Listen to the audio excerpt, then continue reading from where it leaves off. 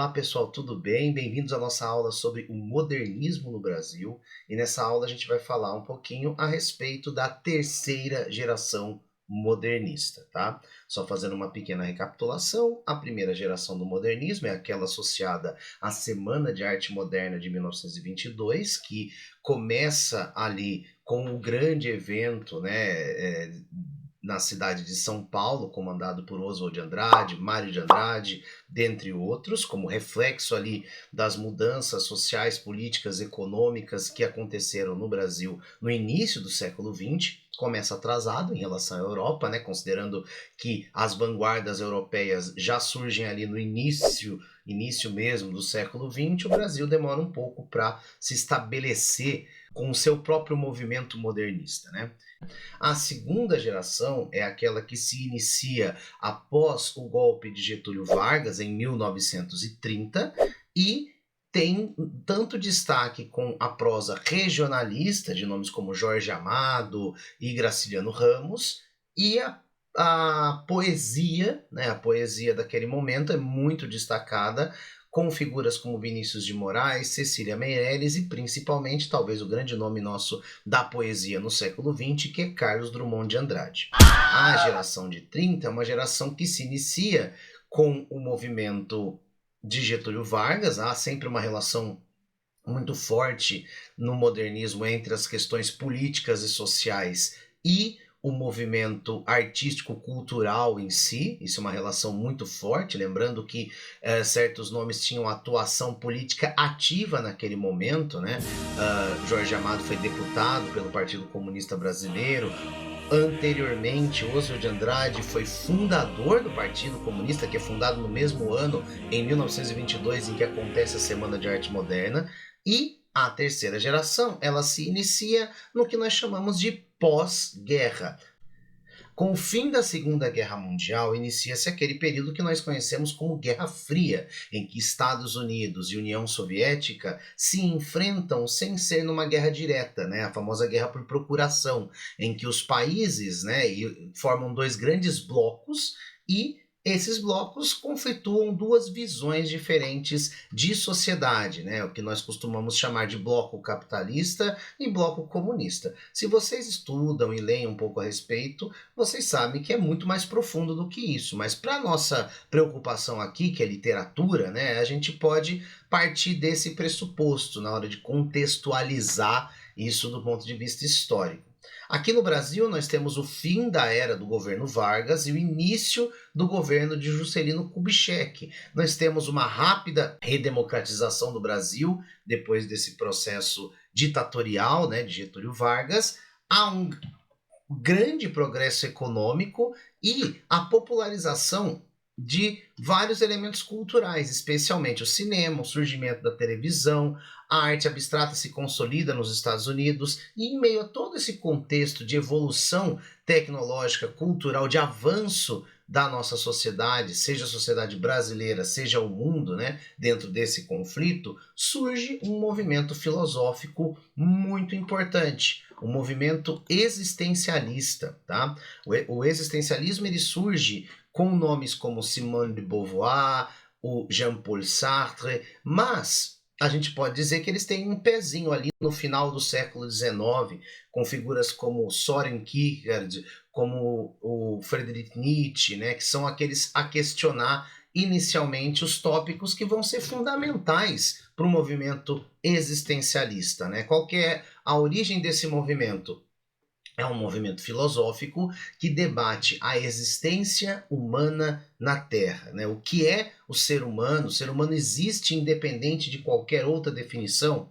Se a gente parar para pensar, a gente passou a maior parte da história atrelados a explicações de ordem religiosa, né? Tudo aquilo que relacionava-se à percepção do ser humano a respeito de si estava relacionado muitas vezes à fé, à religião, à crença, né? Isso foi predominante no Ocidente ao longo de séculos, eu diria até mais de milênios. Porém, esse movimento, baseado na reflexão acerca da angústia existencial, tenta refletir sobre a maneira como o ser humano percebe a sua própria existência, a sua própria individualidade, tá? Entender o que é ser humano, entender por que sofremos, por que vivenciamos a angústia de existirmos. Eu gosto muito de uma metáfora que é muito usada no existencialismo, que é a metáfora do abismo, né? A ideia de que nós estamos diante de um abismo e o nosso próximo movimento é o que vai definir o nosso futuro. Eu posso tentar me movimentar e cair no abismo, ou eu posso sair do abismo. Isso depende da minha vontade, das minhas ações, com certeza. Mas ao mesmo tempo, há um fator ali de sorte, de eventualidade, de incerteza, sobre o qual eu não tenho controle. E esse fator é o que leva à angústia existencial. Nós não sabemos se é possível que os resultados de nossas ações alcancem os objetivos que nós tracemos. Nós podemos nos programar, nós podemos desenhar esses objetivos, mas há sempre ali uma porcentagem de dúvida que nos leva à angústia. Essa reflexão vai levar também os seres humanos a não entenderem o porquê da sua existência e construir um discurso em torno dessa reflexão.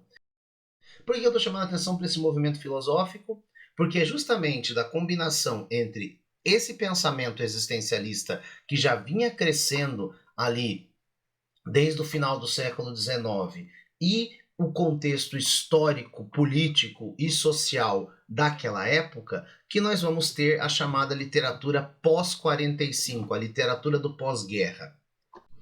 A literatura do pós-guerra é a literatura que está ligada ainda muito fortemente a questões regionalistas, tá, em alguns autores. Porém, agora nós vamos ter um crescimento significativo de uma literatura bastante intimista, bastante introspectiva, temáticas que são ao mesmo tempo sociais, ligadas ao universo da Guerra Fria, né, e da exclusão social, das questões políticas que nós já vínhamos acompanhando nos autores regionalistas ali da geração de 30, e por outro lado, temáticas humanas ligadas à reflexão sobre a existência humana, que é, claro, fruto do universo existencialista, tá? Nesse contexto, nós vamos ter um estilo artístico mais objetivo, mas também com maior densidade reflexiva. Há um certo formalismo, especialmente na poesia e na prosa, mas ligado a uma considerável experimentação com a linguagem, né? Eles têm ao mesmo tempo as influências dos movimentos clássicos parnasianista e simbolista, e é interessante lembrar que o parnasianismo foi inimigo do modernismo na sua origem, né? E depois, após passarmos desse período, nós temos uma situação aí de mudança de perspectiva, ao mesmo tempo que do outro lado nós temos um movimento pós-moderno e existencialista trazendo novidades sobre a maneira de enxergar o mundo e o próprio ser humano. Nesse contexto, as tensões vão acontecer entre o indivíduo e a sociedade, as tensões vão ser analisadas de uma maneira bastante profunda, até psicológica, né? E nós podemos também chamar atenção para o surgimento do universo da literatura fantástica, do realismo mágico, né? Nós temos aí um crescimento enorme nesse período da produção de obras que abordam universos paralelos, mundos no futuro. Nós temos desde um Philip K. Dick com o seu clássico Do Androids Dream of Electric Sheep, que é um livro que deu origem ao Blade Runner, que fala sobre androides e um futuro no qual a tecnologia se mistura com a vida e etc. Como nós temos uma literatura mais alternativa, ligada ao universo mágico, à mitologia e à criação de mitologias, né? Que é o que nós encontramos no Lord of the Rings, no Senhor dos Anéis, que é escrito nessa época pelo J.R.R. Tolkien e demonstram a busca por refletir sobre a existência humana, seja dentro do nosso próprio universo, seja no universo esse também criado pelo autor. Dentro do contexto da prosa, na literatura desta geração, o que nós temos? Nós temos uma prosa urbana, tá? Que é uma prosa na qual nós encontramos contos e romances que apresentam um conflito entre o indivíduo e o seu meio social. Nesse sentido, há um reflexo, em parte, de uma literatura realista, né, lá do século XIX, mas filtrada, claro, pelas novidades trazidas pelo novo século. Os autores fundamentais desse movimento são Dalton Trevisan, Rubem Braga e a Lígia Fagundes Telles. Nós temos uma prosa intimista também, com uma investigação profunda psicológica voltada para o universo do íntimo. Isso está muito presente na obra da Clarice Lispector e da Lígia Fagundes Telles, mas a gente também pode encontrar isso em alguns momentos das obras de outros autores. E nós temos a continuidade da prosa regionalista, romances e contos que retratam características de regiões específicas do Brasil, com os seus sotaques, as suas tradições e etc. A prosa regionalista de 1930, ela recebe inovações, especialmente linguísticas e temáticas, né?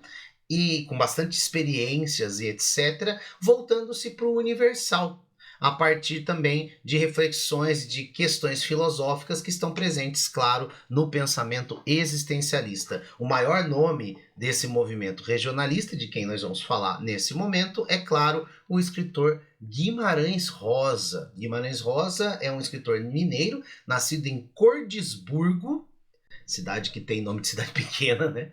Porque e Guimarães Rosa, ele é um autor fundamental da literatura do século XX. Ele foi formado em medicina, mas na sua vida exerceu principalmente a função de diplomata, viajando pelo mundo e mantendo relações, né, internacionais ao longo de toda a sua vida, e ele se dedicou profundamente à criação de uma literatura muito marcada, muito associada ao universo de Minas Gerais, mas um universo que dialoga com o mágico, com o místico, com o maravilhoso, para refletir não apenas sobre o ser em si, mas sobre o contexto no qual ele se insere.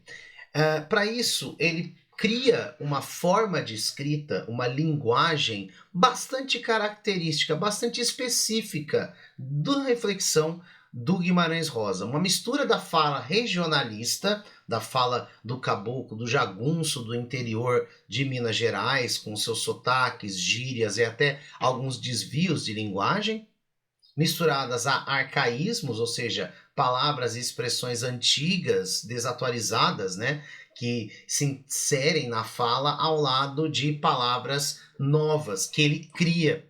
Muitas dessas palavras criadas utilizando fontes de línguas como grego, latim, ou seja, ele cria uma linguagem própria.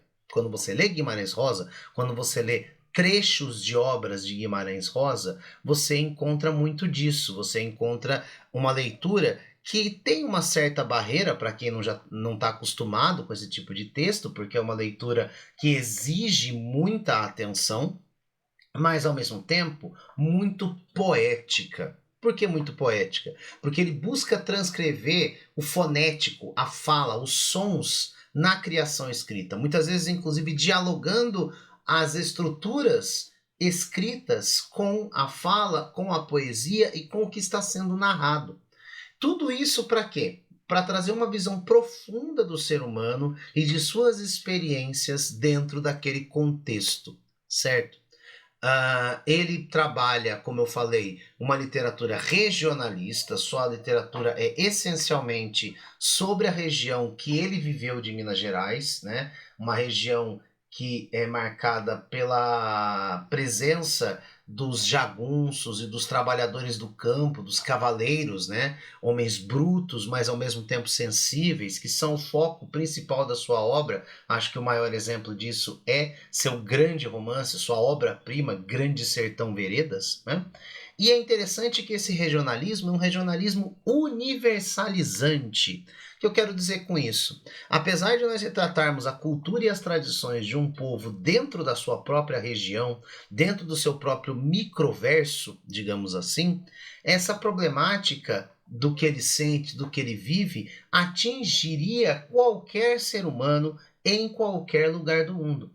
Então, Você tem um jagunço que trabalha no interior de Minas Gerais, refletindo sobre a vida, a morte, o bem, o mal, o destino, a passagem do tempo. Então, são grandes temas universais da literatura sendo debatidos por pessoas que você não espera que tenham essas questões em mente. São, então, perspectivas sobre a vida, perspectivas existenciais na boca de figuras que não são essencialmente aquelas que nós esperamos, né?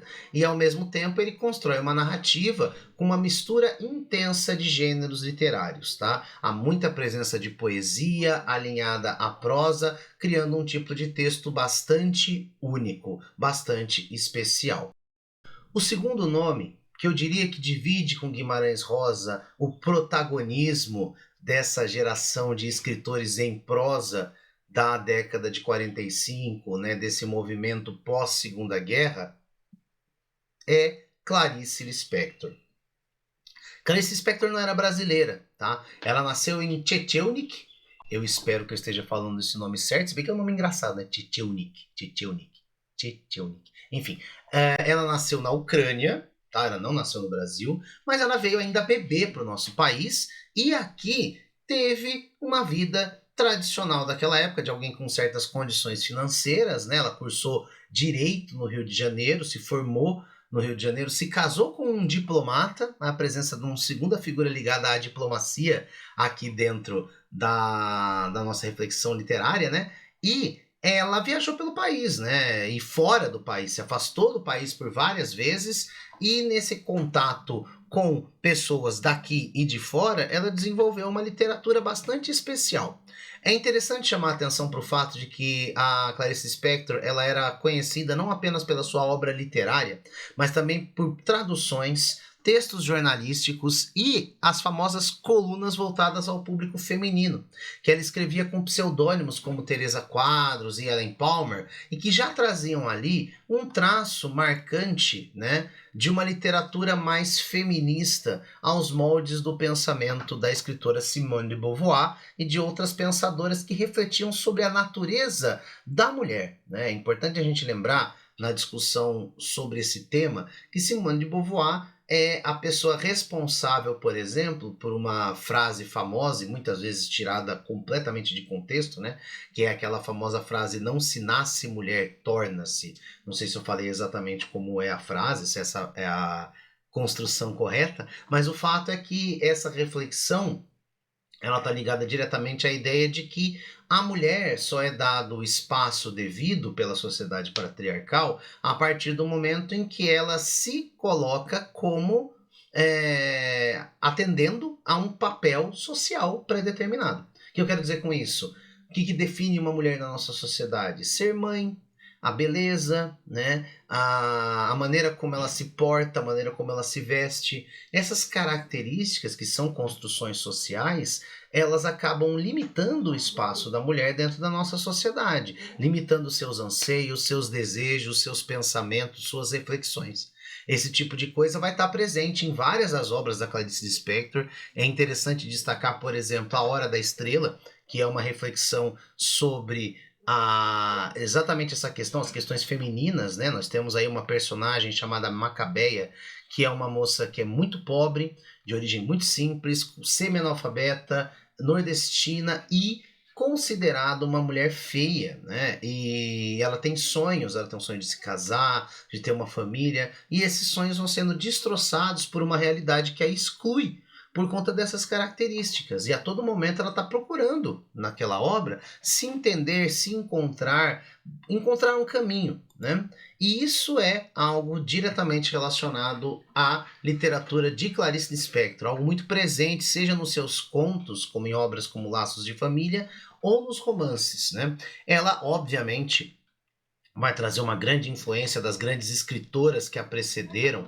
Você pode encontrar a presença do fluxo de consciência de uma escritora como, por exemplo, a Virginia Woolf, né, um grande nome da escrita feminina, mas aliada a um enredo mais factual. Ela não vai trabalhar tanto esse mundo mágico, místico, espiritual, mas sim um mundo mais concreto, mais material. E por quê? Porque é justamente esse mundo que vai oprimir, questionar, delimitar esses personagens, né? E nós vamos buscar entender a sua subjetividade, né? O seu momento interior. São obras introspectivas, voltadas para dentro, com monólogos internos, com reflexões muito fortes, e muitas vezes o mundo vai ser moldado por essa reflexão. O mundo vai surgir de forma metafísica, ou seja, as personagens, de certo modo, enxergam o mundo e nós vamos ver o mundo pelo seu olhar, né? Por isso que no momento em que há uma grande mudança, uma situação que muda os rumos da história e do personagem, esse momento é tão importante. Essa situação em que o personagem está diante de uma situação do cotidiano e acontece algo com ele que ilumina a vida, é a chamada epifania, tá? A epifania é um evento, muitas vezes banal, mas que naquele contexto traz uma revelação, traz uma mudança de perspectiva para aquele ser, né? Ele passa a ter uma vida diferente a partir daquele momento. Nesse sentido, boa parte das narrativas que nós temos da Clarice são narrativas confidenciais, confessionais, em que a personagem parece estar confessando coisas que ela sente, que ela vê para o leitor, por isso muitas delas são em primeira pessoa, né? Além do fato de que nós temos histórias de aprendizado e descoberta, né? Pessoas descobrindo coisas sobre a vida, sobre a existência, principalmente mulheres, né? Porque é o foco fundamental da literatura de Clarice Lispector, a descoberta das mulheres sobre a vida, sobre o seu papel social, sobre o machismo, sobre aquilo que é imposto à sua existência, né? Isso com uma prosa muito leve, com ritmo, às vezes até momentos de poesia, né? De rimas, deslocamento da sintaxe. Então é uma autora bastante interessante no que diz respeito à construção da literatura dessa geração, muito importante, talvez a segunda figura mais importante neste contexto. Então temos a dona Lígia Fagundes Telles, grande amiga de Clarice Lispector, infelizmente falecida recentemente, né? Eu tô gravando esse vídeo aqui em 2023, ela faleceu no ano passado. Ela foi membro da Academia Brasileira de Letras, ganhadora do Prêmio Camões, uma das maiores figuras da literatura da sua época, né? A gente costumava dizer que ela era a maior escritora do Brasil viva até então.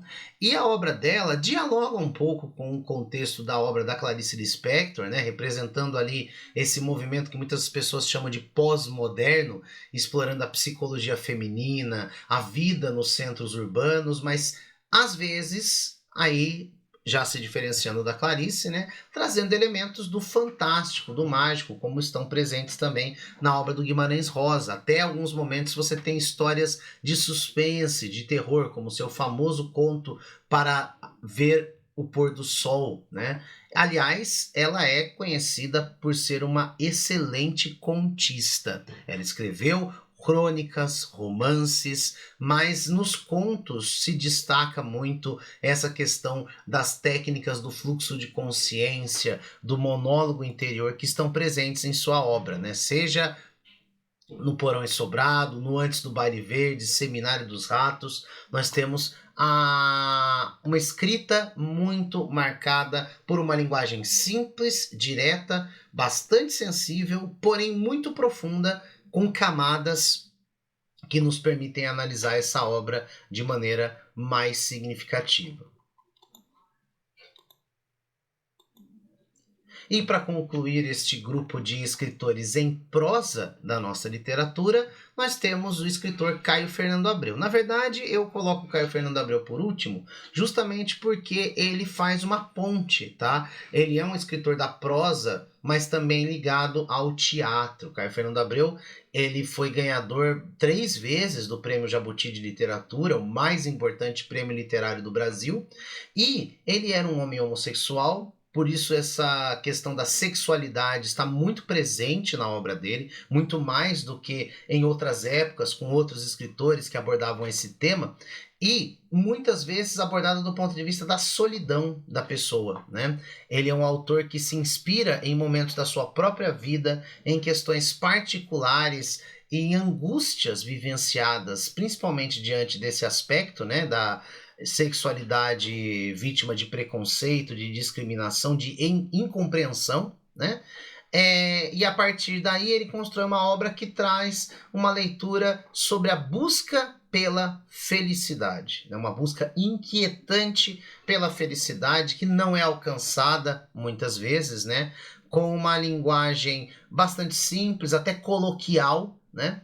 Mas temas que buscam transgredir a tradição literária com a qual a gente está acostumada, né? Ele tem uma preocupação ali em trazer uma nova discussão dentro da literatura, justamente por ser um autor LGBT, né? Dentro do contexto da nossa literatura, nós temos alguns escritores e alguns pensadores LGBTQIA+, presentes aí em toda a nossa história, mas a gente pode dizer que o grande nome de destaque assumido nesse contexto é o Caio Fernando Abreu, tanto que isso acaba marcando a sua obra e a sua vida, mas até hoje é uma das maiores influências da literatura dessa geração, com uma obra bastante vasta, mesmo ele tendo morrido precocemente, né? Ele é vítima da AIDS, e esse contexto acaba gerando obras, muitas delas inclusive adaptadas para o cinema, né? Como Onde Andará Dulce Veiga, e obras que foram também para o teatro. Bom, aqui a gente encerra a primeira parte dessa aula. Na segunda parte eu vou focar no teatro e na poesia da terceira geração modernista. Obrigado pela atenção de vocês, tá? E a gente se fala na próxima. Tchau!